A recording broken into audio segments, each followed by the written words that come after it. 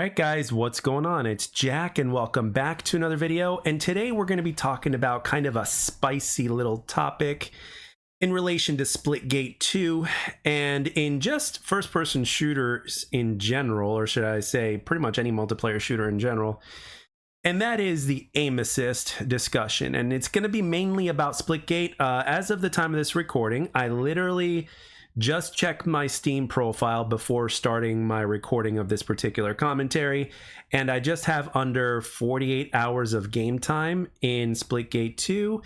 And I also have an achievement that Steam is telling me only 0.5% of players have, and that is getting 1,047 kills, which was actually kind of shocking to me. But anyway, I just thought I'd mention that because when I saw it, I was like, huh, really?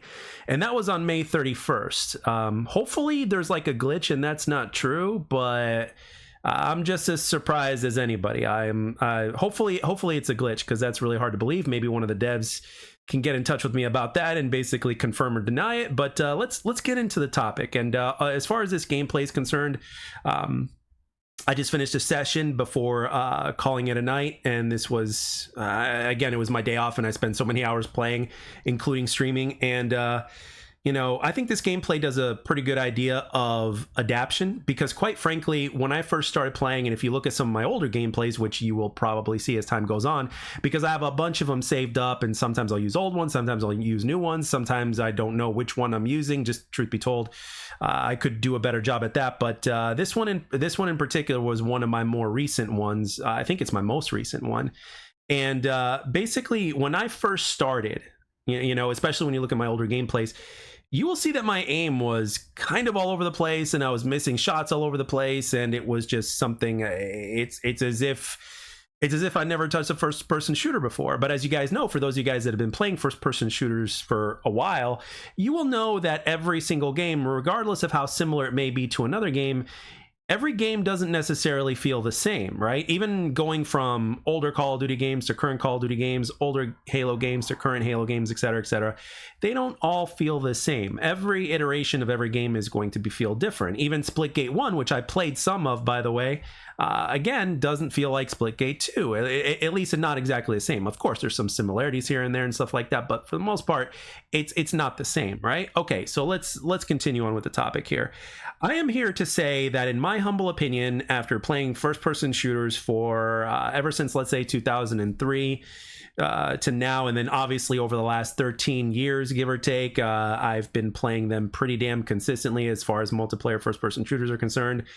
And a multitude of them, by the way. I have to say that I believe that Splitgate 2's aim assist is pretty much right where it needs to be. It's like when you first start playing the game, you're going to think it's too weak and it needs a buff. But again, like I said, after playing a certain amount of time, now everybody's different. Some people adapt very, very quickly. Some people take a while. I'm usually one of those people that takes a while. Granted, I've been playing the shit out of the game ever since the beta launched, and I've absolutely fallen in love with it, and I can't seem to put it down. I'm thinking about it all the time, even when I'm not at home.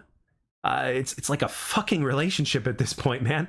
So anyway, I can tell you wholeheartedly, all you need to do is put some time in, and for those of you especially that have played a multitude of first-person shooters, you know, start experimenting and start implementing some of the things that you learned from other shooters. Like, for instance, one of the things that I've learned in this particular instance is how to properly, and again, this is all thanks to Halo Infinite, because all I played was ranked, so all I was dealing with was the burst fire weapons, whether it was the BR or, in this case, in more recent times, the Bandit Evo. And in terms of how you handle it is very similar when it comes to certain weapons in this game, as well as, you know, there's obviously subtle differences from one weapon to the next, just like there is with other games. So basically what I'm trying to tell you is everything from the way you have your left stick to right stick ratio, the way you treat your right stick compared to your left stick, you know, the amount that you need to move the stick in order to keep your aim consistent versus how it is in other games and stuff like that. These are all things that you need to take into consideration, and quite frankly, that's one of the biggest lessons that I've learned especially over the last year or so, because it was apparent in its own way in X Defiant, which I spent a shit ton of time playing in there as well, and it's also apparent in this game here. And ever since then, ever since that time, starting with Halo Infinite and beyond, especially after I saw that certain other games had a similar type of methodology to how their left stick or right stick works, and how you're more accurate with one way over another. It really has been the biggest difference maker for me, and a different lesson learned. And I think about it all the time whenever I approach a new shooter now, especially with this one. So once I started to see that my aim was all over the place, I started changing my settings a little bit in terms of, the sensitivity, in terms of, horizontal and vertical, and of course the acceleration and all that kind of stuff. And I just went with what felt right. And if something felt off, I changed it. Granted, but at the same time, I had to give it a good amount of time in order for myself to get used to things a little bit, because, you don't want to constantly change things up, or else you're not going to get used to anything. I mean, that's just not how muscle memory works. But once something, feels right, to where it's like, okay, I've got a good amount of control here, even visually. One of the things that changed for me greatly is as soon as I changed my reticle to white, as well as having the type of reticle that is the exact same as the reticle as or should I say crosshair in this point, sorry, not reticle, but crosshair, as Halo Infinite is, or as all the Halos have been for the battle rifle, all of a sudden I started aiming so much better, because my muscle memory was already attuned and it was already familiar with that. And from that time forth, it was just about the subtle differences between, obviously, Halo Infinite and this game, and it varies from weapon to weapon, which is one of the very interesting things about this game, which it just goes to show you every weapon has its own path to mastery. So I know that a lot of people in this day and age, or just people in general, are very quick to say, oh, this game needs more aim assist, or this game needs this, or this game needs that. With my experience, it's like you got to put in some time first and then determine whether or not that is true, because with every single game, there's this adaptation phase that you have to go through. And I know that there are some people had already mentioned this. I know that as long as crossplay continues to exist, I know very well that everybody's never going to be happy in terms of, on both sides too, in terms of mouse and keyboard players and as well as controller players. Both have their pros and cons, no doubt about it. And, neither side is going to be completely happy. But all I know is that from the get-go, when I first started playing this game, and the game that I played previously was Halo Infinite ranked, right? Once I started playing this game, again, my aim was all over the place. I noticed that the aim assist was weaker, and immediately I fell in love with that, because I'm like, okay, skill gap. And of course, the adaptation phase. And I just trusted the process, and I just went with it and kept with it. And it's right now the game is rewarding me for it, and which is the way games should be. If you put in the time, if you get to learn the game and how everything works, and you put in your time and the effort or whatnot, the results will show. And that's the beautiful thing about a legit multiplayer first-person shooter.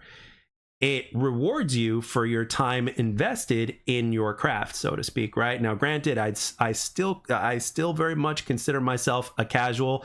However, if I enjoy something greatly and it gives me that dopamine, if it gives me that, if it gets me locked in and stuff like that, obviously I do it more often, and the side effect just happens to be that there's improvements that come with that, just like everything else. The more time you spend doing something, especially if you do it right, the better you're going to get at it. So at the end of the day, it's just a matter of figuring things out and adapting. And yes, crossplay is turned on for me. I play on PC. And I've dealt with, so far in this game, I've seen some really great players, and I've seen so not really great players, and I've seen everything in between. And yes, of course, I've seen bots. I think we all have. But for the most part, I am dealing with other people from all sorts of different skill levels that have their pros and cons and strengths and weaknesses, et cetera, and preferences in terms of what weapon they use and how they use it. So just like everything else, it's just something that takes time. So all I can say is that, in my opinion, I think we're in a really good place, as far as that is concerned, especially for a game that also has some advanced movement in there. So not some, but plenty of advanced movement. So it is definitely a game changer. But when you put in your time, you know, you will be rewarded. I guarantee you. And the thing is, if you put in your time and if you don't get rewarded, maybe there's something in your settings that are off. Maybe you're using a controller that is just, you know, like for instance, I recently realized that the Xbox controller that's got really loose sticks, you know, that's just not the controller to me. Once I switched over to the PS4 controller, and this is including X Defiant, the last time I played X Defiant, which I believe was on stream, I actually changed controllers midstream.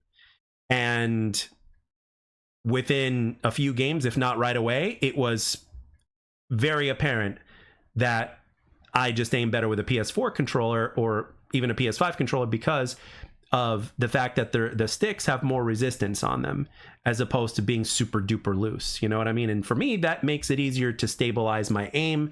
And it's been something that has worked very well for me.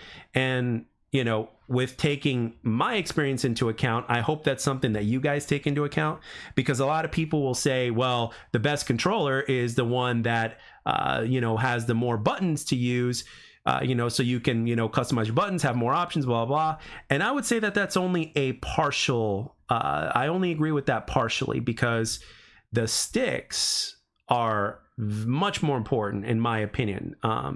Because for a first person shooter, at least, or a shooter in general, because the sticks are going to determine how accurate you are. And no matter how many buttons you have on your controller, if you keep missing your shots because your stick placement isn't good and your aim is all over the place, those buttons are not going to save you. Your aim ultimately is going to be one of the things that are the biggest difference maker, because it gives you, it's the amount of control you have over your character, over your reticle, over your crosshairs and all that.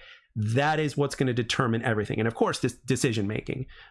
So with that being said, I think the aim assist is in a good place with this in this game, which is a very huge accomplishment. I think it's something that it's underappreciated at this point. And like I said previously, you know, not all mouse and keyboard players and controller players are going to be ever happy and satisfied, you know, especially when there's crossplay and stuff like that. But I believe we're actually in a good place, as good as it can be, because I played games to where it was too strong.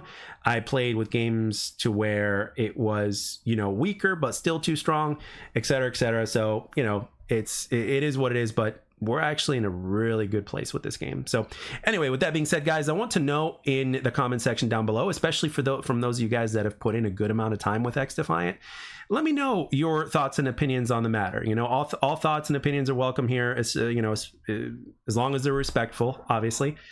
So with that being said, I'd like to thank everybody for taking the time to watch and or listen. I hope you guys enjoyed the video. I hope you guys are enjoying the game, and I'll catch you guys on the next one.